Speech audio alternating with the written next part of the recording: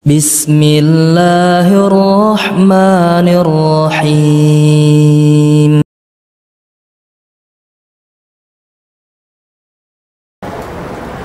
Kita harus punya dasar dalam beragama agar nanti ketika ujian datang, itu bukan kezoliman yang kita rasa. Ya Allah Ustaz, aku terzolimi Ustaz dengan ujian. Karena kemarin ada yang nanya, Ustaz, Allah zolim Ustaz. Kenapa Allah zolim? Karena ada orang yang terlahir dalam keadaan non muslim, dibesarkan pun secara non muslim. Kan kalau dia meninggal tidak dalam keadaan Islam, neraka tempat kembalinya. Bagaimana bisa dikatakan adil? Ini kan agak susah juga jawabnya kita nih kalau tanya kayak begini ya. Padahal kalau sedikit kita mau mendalami bahwa permasalahan manusia ini bukan untuk dirinya pribadi dia masuk surga. Mungkin dia nggak sempat berbuat baik cuma gara-gara dia orang berbuat baik. Artinya ini ada orang yang terlahir dari orang non muslim, dibesarkan secara non muslim. Lah kita yang tahu ada tugas untuk mendakwahkan, ada tugas untuk menyampaikan. Bicara nanti dia dapat hidayah atau tidak itu urusan Allah. Cuma kalau lihat kesempatan berbuat baik, kita punya tugas. Jadi bukan hanya tugasku, memang punya tugas. Ada rasa kepedulian. Khairun nas anfa'uhum linnas. Sebaik-baik manusia itu yang paling bermanfaat buat manusia lainnya. Lah sekarang kalau ada orang tersesat, terus Anda diem saja, itu orang tersesat nggak dibilangin, gue juga sama kemarin. Jangan begitu dong, ingetin. Ini seneng disamain masalah keburukan, jangan. Kita kemarin jatuh kepleset, ya gara-gara ada yang lempar gelas air mineral yang gepeng, jatuh kepleset. Ya punya mau besok kalau ngelihat ada yang begitu singkirin dah, takut orang kepleset. Ini sengaja nungguin orang diem aja. Kenapa? Pengen ada yang sama kayak kemarin. Ya, khairun nas anfa'uhum linnas. Sebaik-baik manusia ini yang paling bermanfaat buat manusia lainnya.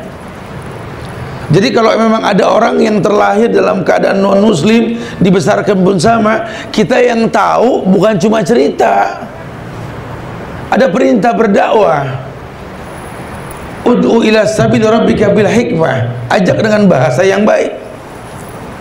Balighu anni walau ayat. Amar perintah, sampaikan dariku walaupun sejumlah. Bicara nanti dia mau terima maka belakangan dah. Ada uslub dalam dakwah. Karena kalau ada orang diem ngelihat keburukan terjadi, apa kata Rasul? Setan bisu.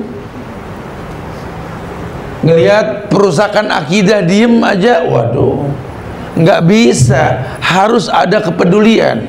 Ini yang namanya amar ma'ruf nahil munkar. Memerintahkan yang baik, amar ma'ruf wa nahil munkar, mencegah yang buruk. Kamu tahu ini baik, kamu tahu ini buruk, coba perintahkan orang untuk berbuat yang ini, untuk menjauhkan yang itu yang buruk. Harusnya begitu. Tapi kan saya nggak pandai mengolah kata, merangkai kalimat, Ustaz. Tingkah laku. Tingkah laku. Di tengah-tengah masyarakat yang seperti ini, masih bisakah kita ini berbuat yang baik? Karena di Islam ini yang namanya baik berbias. Yang namanya baik berbias. Jangan pernah putus asa. Jangan kayak orang yang gampang putus asa. Usaha di zaman yang seperti ini nggak berani. Kalau kondisi kayak begini sih Ustaz, mendingan banyak diem di rumah dah Ustaz. Nggak usah kerja dulu dah. Percuma banyakkan rugi ketimbang untung. Innalillah. Udah usaha aja, usaha. Untung mah urusan Allah. Jangan paksa Allah untuk paham kita. Ya Allah, kalau bisa nyari untung 5 juta dah ya Allah. Nggak apa-apa dah, pagi 2 juta, sore 3 juta. Allah diatur. Nggak bisa begitu. Harusnya dia paham, mau untung mau rugi, ya Allah berikanlah kepadaku syukur, rasa syukur ketika kau berikan kenikmatan, bersabar ketika diberikan ujian. Jangan putus lidah mengatakan Rabbi auzi'ni an ashkura ni'mataka allati an'amta alayya.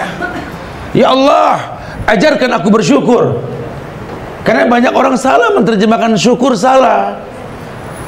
Syukur itu diidentikan dengan kebahagiaan yang ujungnya yes, begitu. Oh ya, salah. Syukur itu bukan cuma keberhasilan berbentuk materi yang Anda cari. Anda punya dua tangan, rasa syukur Anda bagaimana? Tunjuki orang jalan yang lurus, ajak orang pada sesuatu yang benar, itu syukur. Ini tangan sempurna, jarinya 5, betul. Yang kanan jempol dulu, telunjuk, tengah jadi manis, kelingking, sama. Takut ada yang nggak sama, jempolnya sini lagi ya.